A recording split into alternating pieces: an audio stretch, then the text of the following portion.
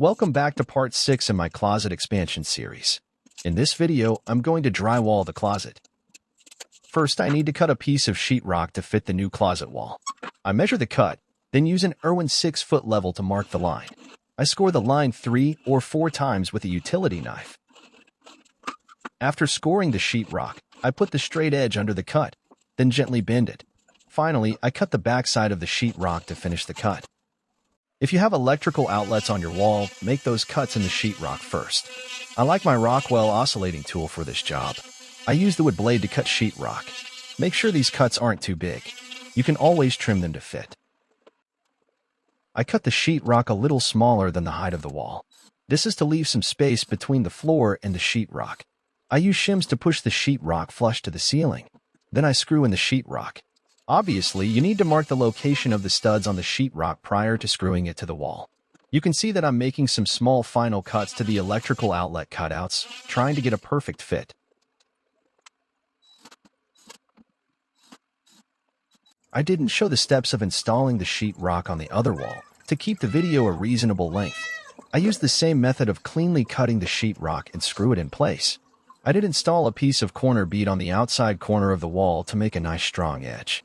If you remember from part 4, where I hung the door, I forgot to mount the door frame flush to the sheetrock. Not a big problem. The door trim is recessed and sits almost flush with the sheetrock. I will caulk the joints later. Now it's time to mud. The first step is to tape the joints. I first laid down a thin coat of joint compound on either side of the joint.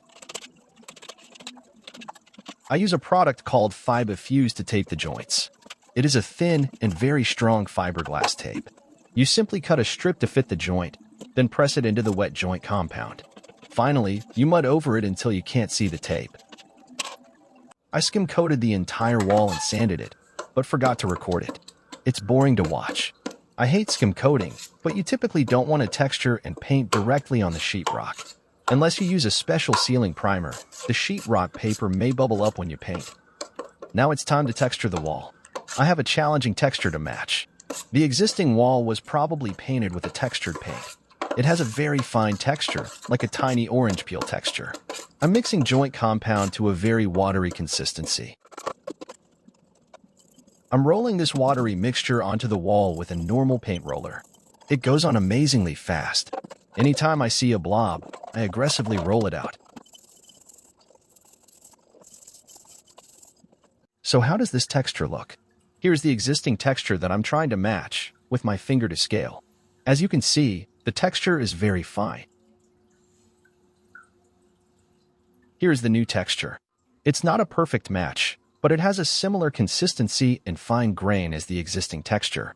I think this is good enough for my purposes.